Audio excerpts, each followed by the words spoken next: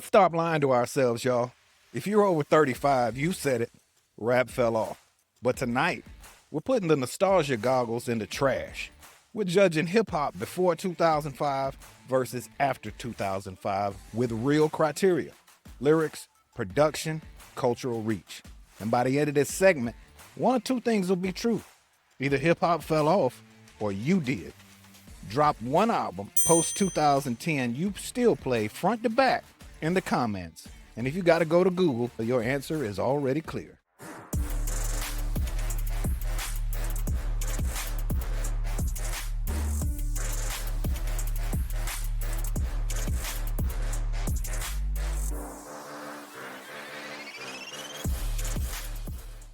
What's good, y'all? Welcome back to Grown Man Bars, the dopest grown-up hip-hop show that is on Nick Cannon's internet. I'm your man, Chad. I got my man, B.A., right next to me. B.A., what is going on this evening? It's eerie out here in these streets. It's gray around here. It's real.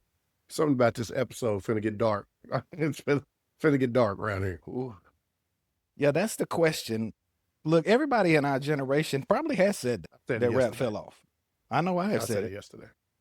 Every time I put on the radio, like the one our ancestors used to listen to, whenever I put that on, I start to feel like that. You want me to tell you how I feel about the radio? I don't, because the best purchase I made was 1995 to get Sirius X. I refuse to listen to the regular radio. Sorry, guys. Period. I might listen to talk radio here and there, like, I've listened to the D.L. Hughley show a couple times, but for the most part, it's hard for me to get in my vehicle in any way, shape, or form and allow the radio to play longer than it takes my AC to cool and my car to warm up. Like, at that point. See, that's our generation. It ain't the music. It's the fact that somebody else is DJing that bothers us the most. No, I decide what song comes on And let me quickly tell you, you decided wrong. Right off the cuff. Whatever your thought process for what was next was wrong. Just know that if you're 20 years younger than us, I don't care what decision you made, it was the wrong one. That's what we're going to try to hash out. We're going to try to hash out whether or not rap fell off after 2005, or maybe we are the problem. I know how I feel about it. I think I know how BA feels about it. But we are going to use three criteria. We're going to rank those three criteria, three different segments from 1 to 10. We're going to talk about lyrics, production, and cultural reach. We'll rank those each era 1 through 10 for each segment. Let's get it rolling into the first segment. First segment, we're talking about, obviously, the lyrics. Post 2005, the lyrics. Look, this is the golden era writers. This is our era. This is the lyrical genius, the 16-bar building of Rakim. This is the breathlessness of Black Thought. This is the time and energy that Nas puts into every bar. Lyricism was built in that era, right in the mid-90s or early to mid-90s. What are we talking about? We talking about lyrics, but after 2005, it wasn't about bars. It was about a vibe. Let's call it what it is. Everybody was trying to catch a vibe, so it was never about the pen. Now, again, before you get your little, your feelers all high strung and whatnot, we're not saying that there are not artists out there still penning since 05. We have discussed several of them. We get that there is a strong 15, 20% of artists that the pen is still extremely important to. But let's just call it what it is. Your pen doesn't concern us anymore. It's because we can't hear you. So I would say that your writing skills didn't fall off. What you write and then what you deliver dropped us off somewhere around the corner. Like, you just kept going and we got out. And it's okay. We got out. Fair enough. But let me ask this question. So when it comes to the lyrics, did they fall off or did we stop doing the work? Because our generation, when I talked about that 90s era, we didn't have to go far to find a lyricist. We didn't have to rumble through all the stacks in Sam Goody to get to a lyricist because they were everywhere. Rakim and Kane had spurred revolution in that era that just went nuts with the lyricism. So we didn't have to look for it. But you have to look for it now. And here's my question, BA. Are we No. in the clubs? Are we hanging No. out with our Let me boys? tell you what happened. I'm going to tell you what happened. So, like you said, in the golden era, you didn't have to go far to find a lyricist because being a lyricist was the most important part of hip hop. In 88 to 92, to be called a rapper was disrespectful. You wanted to be known as an MC, and that came with something. Even though by that time we still had changed kind of what MC was, now it's okay to be a rapper. Like everybody's cool with just being a rap. Hey, what you do? I rap. Wow. Right? Wow. Okay. Because for us, it had to be a lyricist first. Hold on. I had a DJ from Atlanta that told me that he said, man, this is Atlanta. You could throw a handful of pennies up in the air and every 1 cent is going to land on a rapper. The two things that you could shake a stick at right now is an OnlyFans model and a rapper. Those two things take little to no effort to see some results because we have all of the technology that will allow anyone with or without talent to still throw their hat in the ring. That's the big question for me. So the technology shifted the way we consume music. In post 2005, when it was either cassettes or CDs or vinyl, for those of y'all that are connoisseurs, when it was that, there was a physical product that we could sit with. We could read the liner notes. We could see how the CD was designed. We could see the art on the cover. It encouraged us to dive into the whole record and find those lost tracks in there. Find that track that might be 13 or somewhere buried that might be that dope track that's buried in there that was just for the album that was never going to hit radio Track play. 12.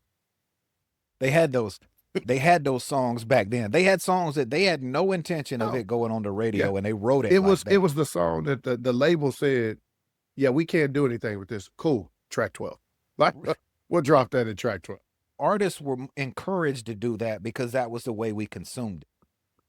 Fast forward to 2025 and everything is in 30-second clips. There is nothing that incentivizes an artist to create those albums that are just amazingly complete, like we say Jay-Z does. There's nothing that incentivizes that for these, because nobody's going to listen to your whole album. So there's nothing that tells you that you have to have 17 tracks that are just amazingly tied together because people aren't going to consume it that way. Let me lighten both this thing, right? This isn't an argument that there's good music out now. This isn't an argument that since 2005, there hasn't been good artists out now. It's not the argument. It's not even the point, right? No. The point is, in the current day, in the current climate, which one declined? Is it the artistry or is it the audience? That's what we're saying. And probably before this episode, I would have said it is 1000% the artistry. I think the audience divided like the globe, like the continental divide is what happened in hip hop.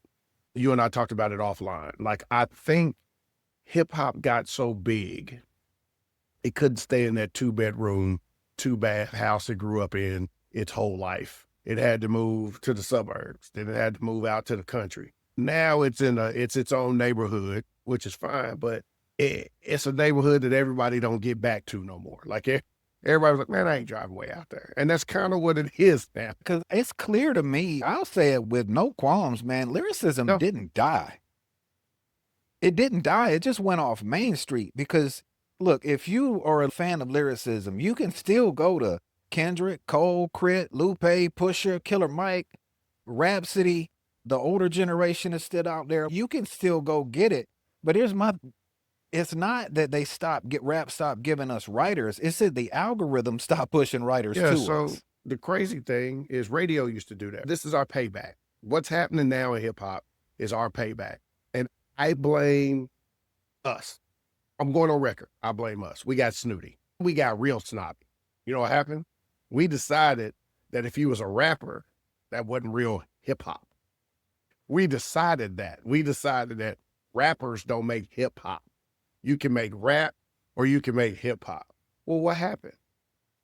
Hip hop wasn't financially feasible to maintain because the radio said they don't care about hip hop. The radio like rap, because rap was, in the words of KRS-One, there was a lot of ball, the dog, the dang, the. All right, we're talking about the lyrics from 2005 versus the lyrics post 2005. So give me your scores from 1 to 10. What do you think? Where do you rate the lyrics pre 2005? 8. I give it 8. An 8 for an 8 Yeah, for 8 the for the golden era. golden era. In the golden era, we was all Ricky Bobby, baby. When he was talking to his band, he was like, "But if you win, then how can I win?" Like you know, You see what I'm like I'm Ricky saying? Bobby, baby. Come on. If you're not first, you're last. I'm Ricky Bobby, baby. Yeah, that ain't gonna What about happen. you? I'll give the lyrics pre 2005 a 9.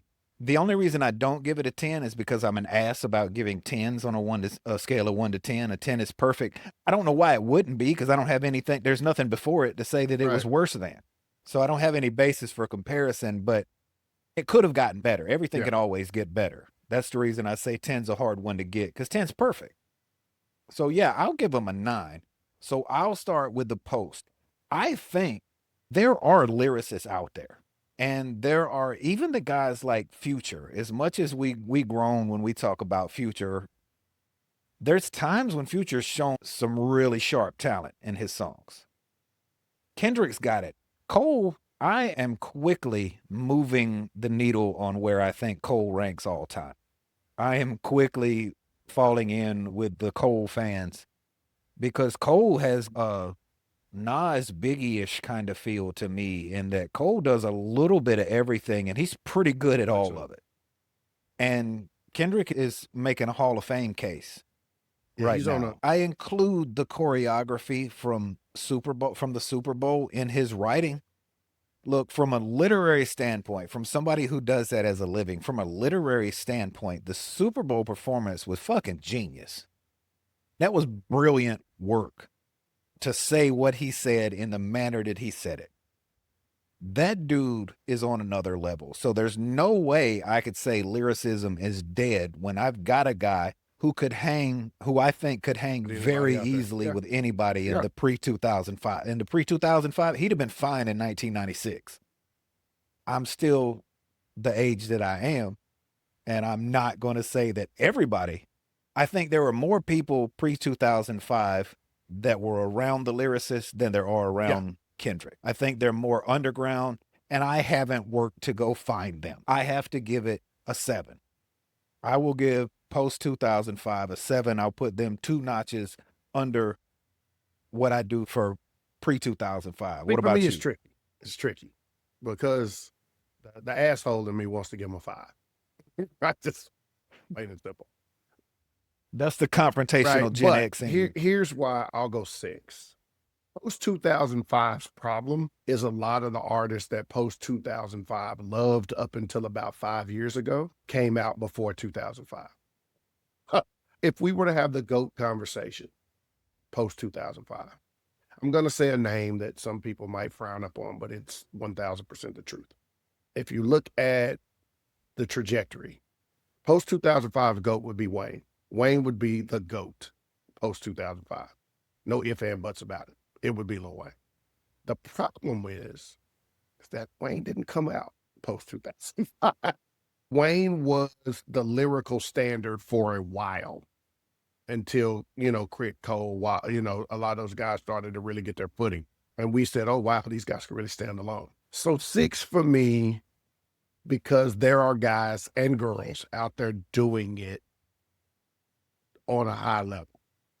I just feel like they are nothing more than food for their own era's consumption. All right, let's slide it over to the production side, which this one was kind of fun for me thinking about doing my notes before, because we split it into 3 eras. So we had the sample era from 88 to 03 with the jazz, the soul, and the funk. They were super layered and warmer, but a little dirtier. The big studio era from 04 to 2010, where we had cleaner mixes, but those big drums that rock used to love in the 80s and overused. Then finally to the trap 808 era to the present, where we get the hi-hat triplets, which I am just not a fan of hi-hat triplets. I hate that sound when I hear a beat start with that so much. But melody-driven hooks and sub-bass dominant I don't know. This one is a little trickier for me because I don't know, man. I feel like maybe they did evolve.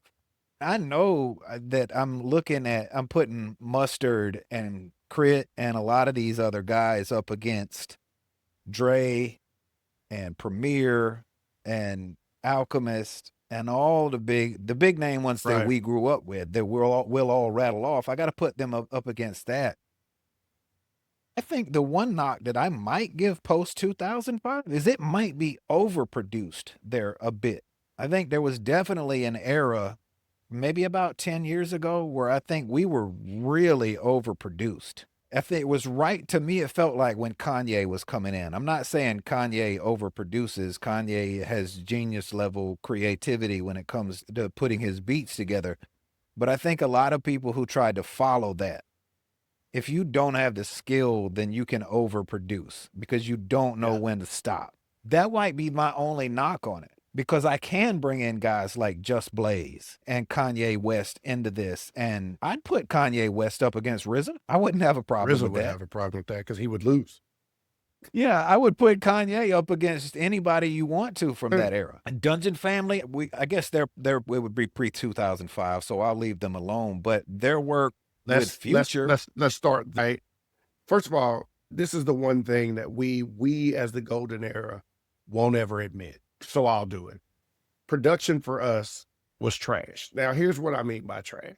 We cared so much about the lyric, we didn't necessarily care about what beat it was on. And it took different coasts to give us a different sound, to remind us that the beat's important with the bar.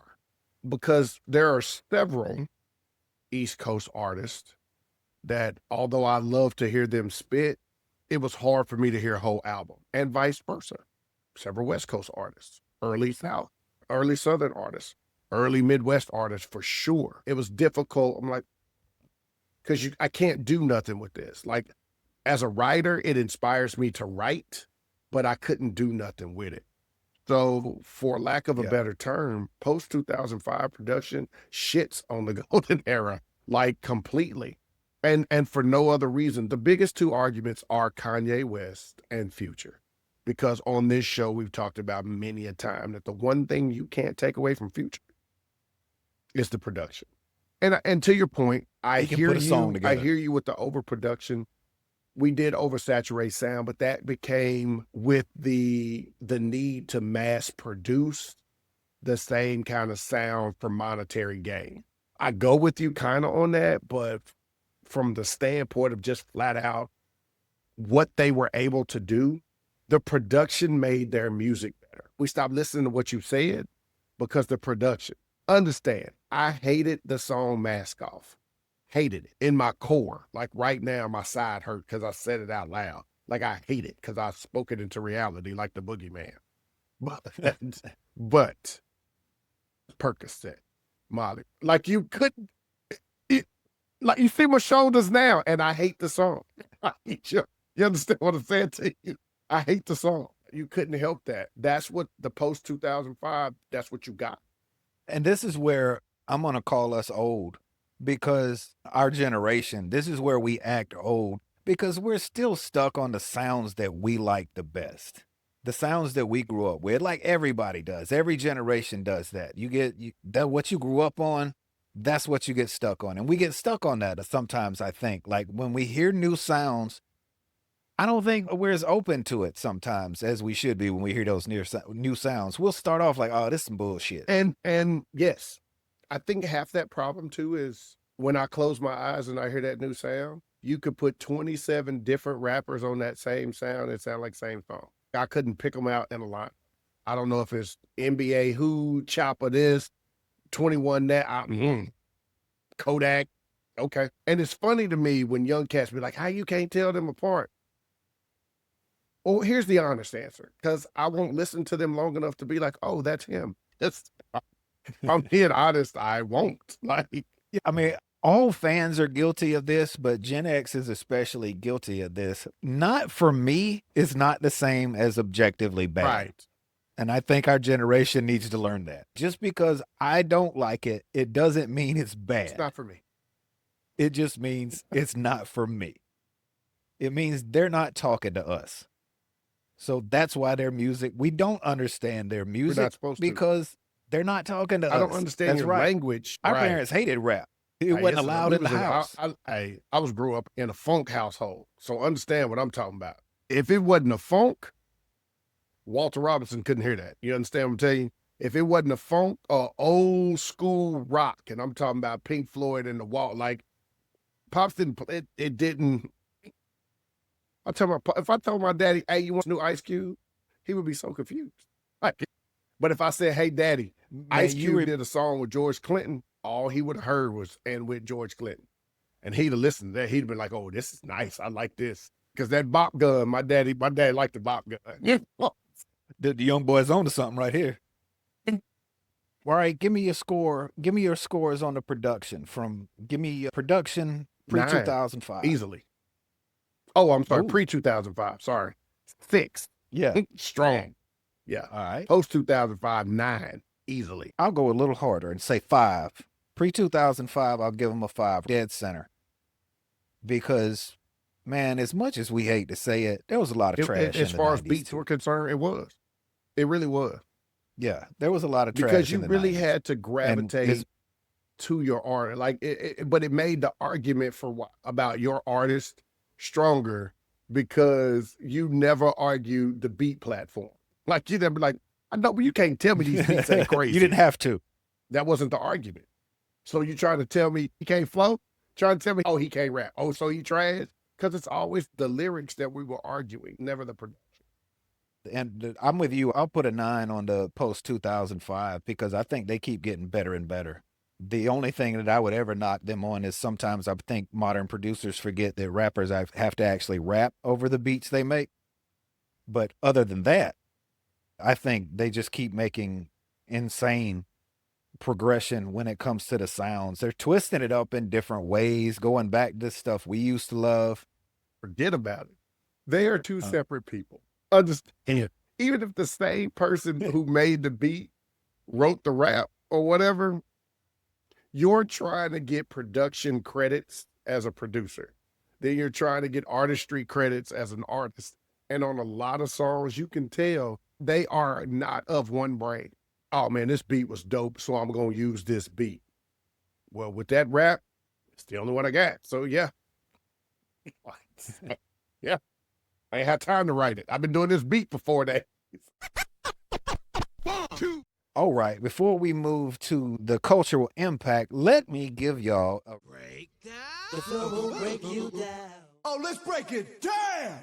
Lyrical Autopsy. And since I'm talking about how lyricism didn't die after 2005, I'm going to give you a lyrical autopsy of Kendrick Lamar's Sing About Me, I'm Dying of Thirst, one of the most surgically written verses of the 2000s. Kendrick Lamar's Sing About Me. First verse. And listen, if you think rap fell off after 2005, let me give you this verse. You can delete that tape. We're breaking it down in 3 buckets: perspective, technique, and the gut punch. So the perspective, he does something damn near nobody in the 90s even attempted at this level. He raps the entire verse as the brother of the kid he rapped about on Section 80. That's narrative continuity, world building, and some HBO level type writing. He opens up with, when the lights shut off and it's my turn to settle down, but the voice isn't Kendrick. It's this grieving brother trying to keep his family's name alive. That's not bars for bars. That's character writing. It's novel writing. And his technique is where the Gen X heads need to stop lying. Kendrick's pen is every bit as technical as a 1994 Dungeon of Lyricist verse. Listen to the internals here. And if I hit the corner, I'm motivated by the fact that every single moment we was living off the track. He's stuffing internal rhymes inside conversational sentences. It's no setup, it's no punchline telegraphing, it's just fluid, and he hides his multis inside the emotional storytelling the same way Nas hid his multis inside street poetry. And the craziest detail, the verse literally fades out mid-sentence because the character dies while he's talking. 90s MCs gave you punchline, but this is mortality in real time. And it's the gut punch. The entire verse is a man begging Kendrick to immortalize his family while simultaneously living a life that guarantees he won't. The tragedy's baked into the rhythm, and the last clear line he gives us before fading out is promise that you will sing about me. That's a eulogy disguised as a hook. It's hope, it's inevitability, all in the same breath. It's the part people miss. It's not just lyricism, it's an emotional architecture. He built a whole apartment complex of pain in 16 bars. You ain't supposed to like this verse. You're supposed to feel it in your chest. This is why rap didn't fall off. We just stopped listening as hard as we used to. And that is your lyrical autopsy. All right, BA, OG of OGs, let's move over to cultural reach and impact. This is actually the most interesting part to me because, well, hip-hop's almost in two halves the way we split it up. Cultural impact, see, all of this is hard for me to say. All of this is, I have to debate this as we go, because if I want to say cultural impact in America, then it's clear to me which era I want to elevate. But if I look at cultural impact worldwide, if I look at the fact that rap moved into Afghanistan so that Afghanis can use rap as a way to fight oppression, global is bigger. I'm sorry, global is bigger. I know that this is something that was created by the Black culture in America. And as far as if you say cultural impact, then to me, the 80s and 90s were an earthquake as far as cultural impact goes. But after 2005, it's another earthquake because it goes all over the world. And it's so cool to see it starting in other places like Afghanistan in ways that it did here in America too. Because people that are like Fight the Power is that song that will pop up in my head when I think about them in Afghanistan. So that's hard for it's so hard for me to say in that sense, because the pre-2005 era, what it meant for the culture that created it versus a global culture, it just depends on what type of hip hop fan you are, to me, as to how you like what you look to get out of hip hop, as to what side of that coin you fall on. Because this is a shitty way to have an argument on a podcast, but I don't know that it's nothing but an argument as to which side you want to fall on. Let's make it interesting. I don't know. Let's make it interesting. Yeah, what are you thinking? Because man? I see the same points you make Please backwards. I see them literally in reverse, right? Okay. So I believe that the cultural impact belongs to post 2005. Here's why I say that. I believe that happens because I believe the veins of hip hop, and I hate to use the word evolution, but I believe because of what ultimately became Southern hip hop, the Southern influence gave us a deeper root into the culture. Pre-2005, remember, the culture still consisted of the four elements more so than just the music. We don't talk about, in America, we don't talk about DJing really anymore. We don't really talk about b-boying or graffiti anymore. But globally, still huge. So that's where my opinion flips, is because pre-2005, if you look at the global impact outside of Canada, Canada's pretty current. The UK, pretty current now. But if you look at Asia, Africa, the Middle East, where you're starting to get some hip hop, some artists there, it's all old school because it's accessible. And I don't mean you can Google it or you can pull it up on YouTube. I mean, when you have to emulate something, it has to have substance so you can make your own. And so Adidas sweatsuits and tracksuits still getting worn in Asia. Now, why is that? The biggest global impact to hip hop, they still get worn in this house too. The biggest global impact, was it not Wu-Tang? Good point. So for me, it's reversed. I believe post 2005 is the most influential thing to our culture that has ever been. But globally, the drive came from pre 2000. Yeah, I just thought about this as you were talking. So Snoop at the Olympics, Snoop and Yeah, Flavor Flav at the Olympics. They were of the yeah. pre-2005 era, but there's no way in hell they would have been doing what they were doing pre-2005. The hip hop was not there. So as funny as it was to watch, I don't know what the hell they were doing over there, But just who having else could it fun. have Snoop been? dressing up in That's the crazy. equestrian. Like who? Right. Like again, and I know I pick on these dudes. I'm not really pick on them, but I know they're the names that I say the most. But you couldn't send an NBA young boy and an NLE chopper to the Olympics. No, You can't. you couldn't send anybody whose crew is in the middle Right. of I mean, a I'm Rico just saying case. you couldn't send 21 Savage and Kodak Black to the Olympics, and viewership was gonna watch or pay attention. You see what I'm saying? It had to be who it had to be because, again, we're talking structure and foundation. I've joked a lot of times about rules and regulations. Hip hop is very free forming and it is open for the world to take a piece. But when you start talking about formatting, long lasting, whatever, has to be some rules and regulations. And in order to get to that, you had to go back when there was rules and regulations. And that's post 2005. I believe, again, the cultural reach of pre 2005 might be the only 10 I give out. And again, it goes back to literally, you made my point for me, the Olympics. Well, I'm just saying, but how, if you're an actor, what do they celebrate the most? Put their hands on that Hollywood Walk of Fame, hitting that star, and then, you see what I'm saying? Because that is the epitome of longevity. That is the epitome of generations to come will know I existed and what I did. I think I'm going to stick with giving this one to the pre-2005.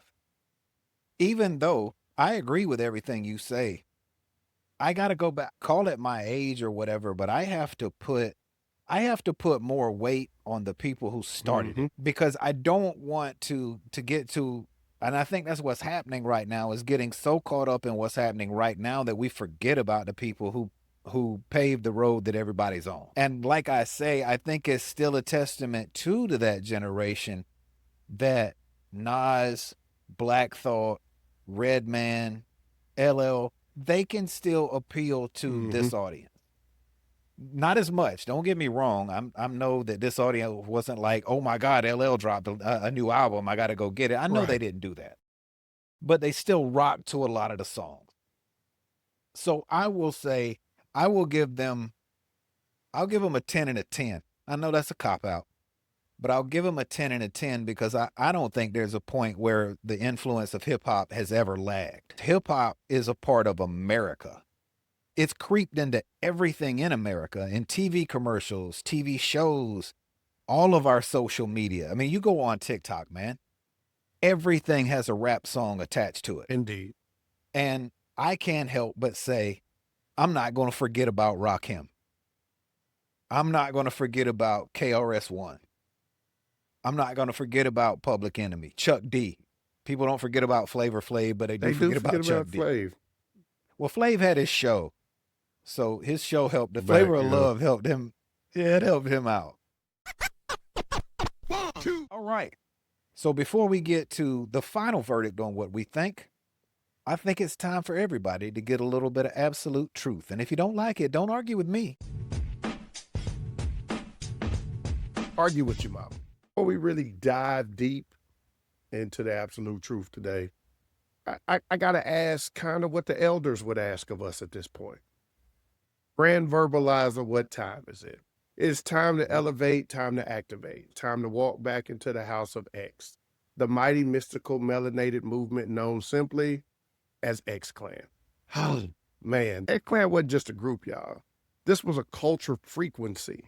When they hit the scene in the late 80s, hip hop was deep in its Afrocentric renaissance. They had us stomping, walking in our big black boots, staffs, medallions, walking sticks. We was raised high, man. Our medallions, not gold, swung heavy from the neck. The lessons that were embodied in the bars and the rhythm of the revolution echoed through every borough. Poor righteous teachers, BDP, and even PE had us rooted in Afro education and pride. But even in that era, X Clan didn't blend in. They rose like a royal procession. Brother J, Paradise the Architect, Professor X the Overseer, and Sugar Shaft the DJ made up the members of X Clan. Their debut album, To the East Blackwards, in 1990, wasn't just an album, it was a decree. Tracks like Funkin' Lessons, Raise the Flag, and my personal favorite, Heed the Word of the Brother, turned dance floors into temple minds and open books. Then came arguably my favorite X Clan album, Exodus. 1992, they dropped deeper, bolder, still funk drenched, and still fiercely committed to uplifting Black people. While the mainstream started to drift towards gangster rap's darker narratives, X Clan refused to compromise. The message still the same. They stayed regal, they stayed rooted, they stayed revolutionary. But time waits for no man, and Professor X and Sugar Shaft both passed away, leaving Brother J to carry on the banner to the next generation. And he did just that. He resurrected the movement in 2000s, returned to the Mecca and the mainstream outlaw, making sure these teachings didn't fade. Today, Brother J is still out here touring, lecturing, and guarding the culture with the same potency he did in the 90s. He is a living archive of unapologetic truth. And in the absolute truth, we salute the clan that turned rhythm into revelation and made consciousness cool. Stay learning, stay loyal in the lineage. All right, BA, it's time to make that decision. We've got the scores added up, so it's just the time to talk about the tallies, but there's just a lot of like interesting things to me. Like the behavior changed, man. I think the audience got passive. I think it was so easy for us to find the things that we liked in our era that as we got older and we started to have to look for them, I think we blamed the funny music. You say that because I guess that's true. We had to look for it, and we was like, I ain't doing that. Like it's an inconvenience to look for it, which is crazy work from a generation who waited weeks, months, years for project so I could be like, it's all about this next Outkast album. It's all about this next Tupac album or Biggie album or whatever it was. So that's crazy. But that feels to me like a part of how we consumed it versus how they consumed it. We found new music by going to the record store or by watching Rap City. That was how or seeing the unsigned hype in the source. That was how we found it. They find it on TikTok. Exactly. And look, man, if a label is only going to pay you for 30 seconds, I'm not going to get mad at you that you don't give me much more than that. I can't be mad at you. I can't knock that. That's your hustle, man. That's how you putting food on the table. So I can't knock that. I think as we feel like as Gen X that we're hip hop's gatekeepers. And I think we especially feel like that because we feel like there's a lack of gatekeepers right now. But to an extent, we're holding on to something that's not ours anymore, man. Hip hop doesn't belong to our generation anymore. We have to admit that to ourselves. I know you're getting mad at me. It's not that I'm getting mad. And I agree to an extent. Hip hop is moving in a direction just like everything else in time. It's moving in a generation that's not ours. But here's what I'd ponder or I'd put to you to ponder. Yeah. If hip hop isn't still ours, then how can it still be hip hop? And here's why I asked you that. Nobody, well, I won't say nobody. We still remember what music was like from 82 to 86. 87 happened, then 88 happened. From 88 to 96 is arguably the best era of music, period, point blank. So without 88 to 96, what do we have? Because if you look at what is now, not just the artists, because I'm not talking about the artists. I'm talking about guys like Alchemist, guys like Premier, Cool J, Ice Cube, Rakim, Black Thought. Like guys are still out here making good, solid quality music. Nas, Jay, still quality, solid music. But what I'm saying is, what does hip hop become once that's removed?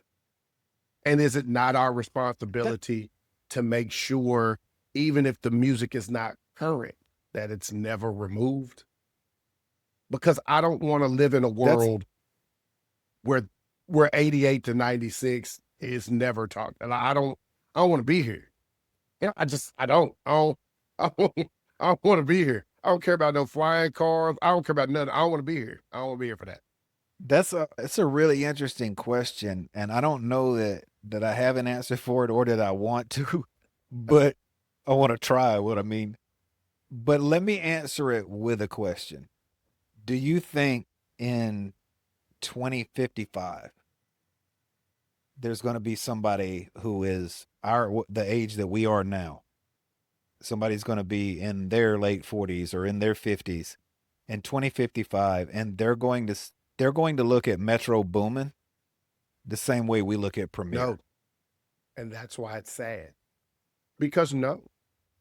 I think in 15 years, they're going to erase Wayne, Kendrick, Cole. Oh. I think in 15 years, hip hop is going to start consuming itself. It will be nothing more than binary numberage. It will be nothing more but ones and zeros. It will be clicks and data. That's it. It will be, I think in 15 to 20 years, we won't even call it hip hop anymore. It'll just be content.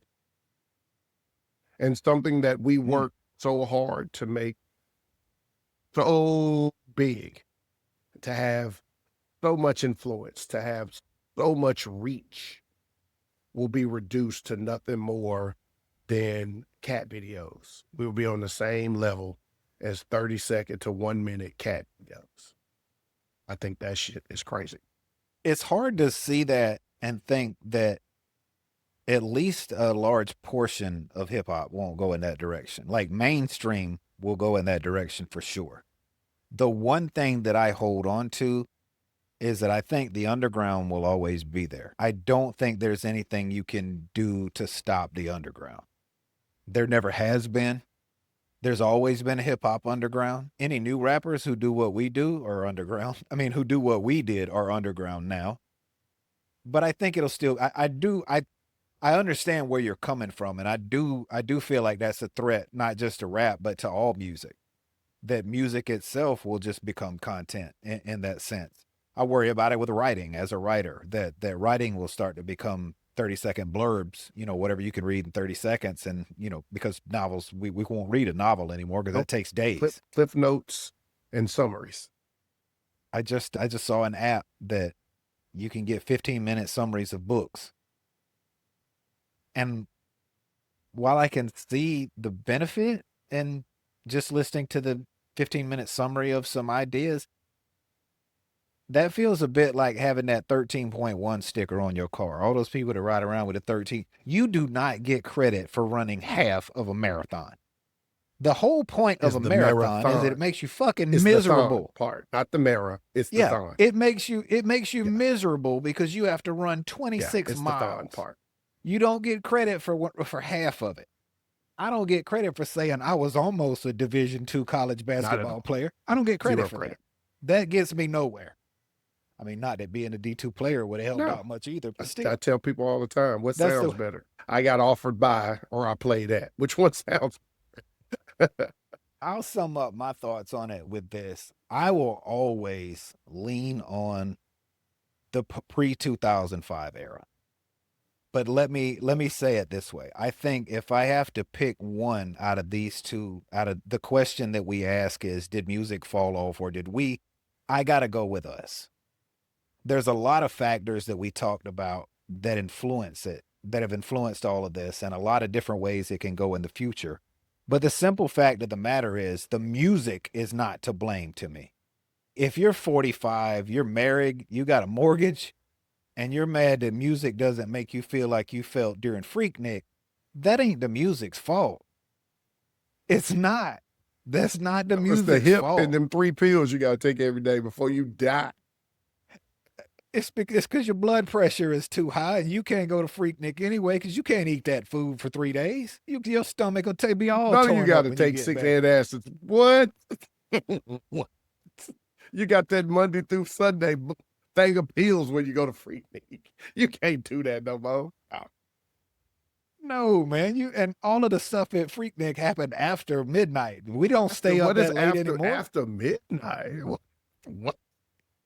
I'm to the point now that when you ask me to go somewhere, my first question is, what's the parking situation? Because I'm not finna walk. My first question is how long I gotta stay. How many people gonna be there? Like, can it hold that many people? Because I don't want to hear no culture-made numbers, like a ganga, a busload. Like, I don't want to hear no culture slang numbers to tell me who's gonna be in the spot, because I don't want to go. That's too many people for an area that holds 5. I don't want to be in that. I don't want to be there. You know, I feel like it's two things. Hip hop is way bigger than it ever was. So that means there's going to be a lot of stuff that is just not for us because it's appealing to different cultures in different places and different people in different pockets, even inside of America. I don't think the fact that we said that the same thing happened to rap that happened to boxing. And I agree with that there are too many weight classes.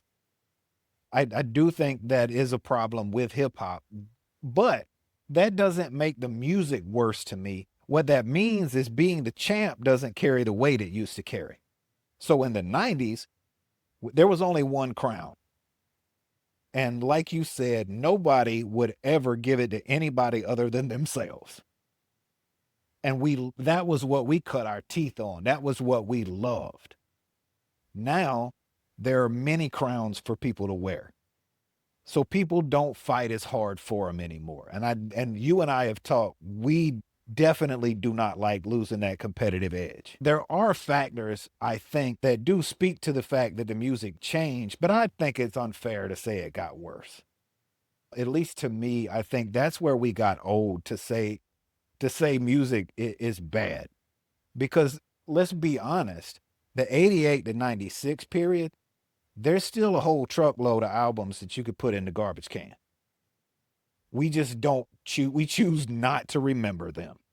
I don't want this generation's fan to think that in the golden era, we loved everybody and everything. We did not.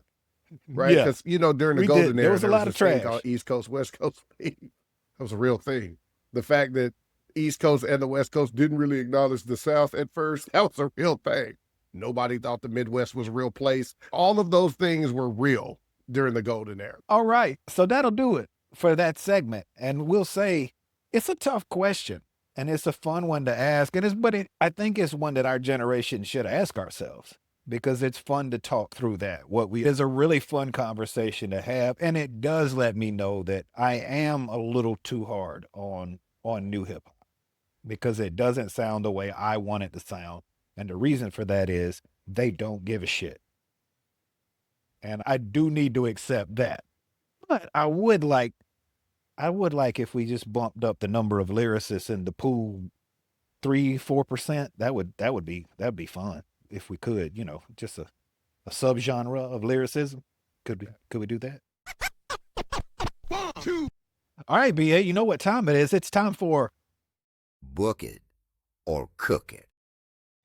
I got some topic related book it or cook it's for you. Book it or cook it, BA.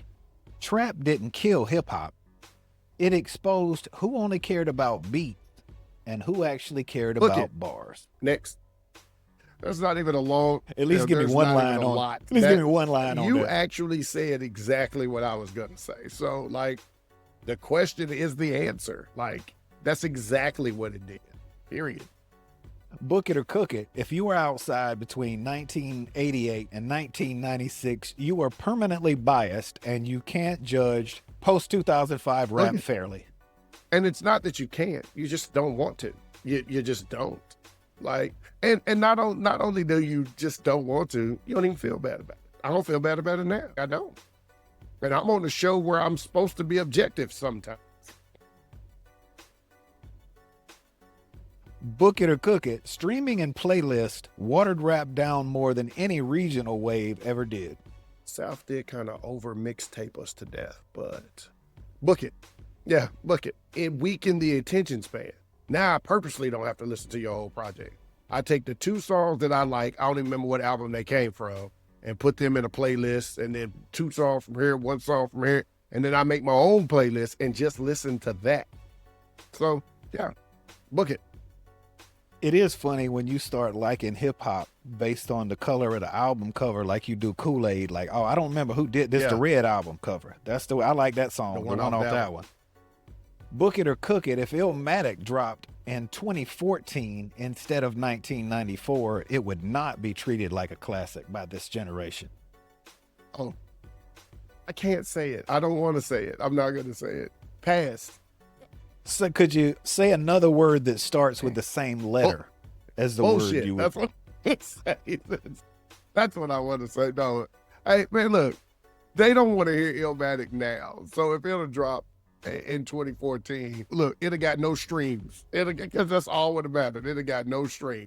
Its TikTok numbers would have been down. You can't do no dance to Illmatic. Ain't nothing you can do on TikTok to Illmatic, so it might not have made it at all. Last one, book it or cook it. Regional identity in rap peaked in the 90s, and streaming killed that more than any coast or sound did. Look it. And here's why I say that. I think the best thing that streaming has done has allowed independent artists to get into the fold in their region. So people that you would have never heard, you now get an opportunity to go, oh, wow. It definitely brings you into an era. Like, to be honest, if streaming wasn't around, TikTok wasn't around, would we have caught the Doechii fire? Good question. And a good question to end on. That is it. That's book it or cook it. That's the whole damn episode for us, y'all. I really appreciate y'all hanging out with us. I don't know what we said, but we said something when it comes to pre-2005, but I think it is a good question for our generation to ask, and I hope y'all got something out of this, just kind of taking an examination of our age and the thing that we love and how those two things have grown over the last 30 years, because we're the unks now, and BA is right. It is on us to keep the old stuff alive while allowing the new stuff to breathe. We can't choke it out just because it sounds like hot garbage to us. I hope y'all enjoyed it. If you did, smash on that like and subscribe, because I really like it when you do. And we'll catch y'all next week. So, for Grown Man Bars, I'm your man Chad. That's my man BA. Next time, y'all. Kick ass!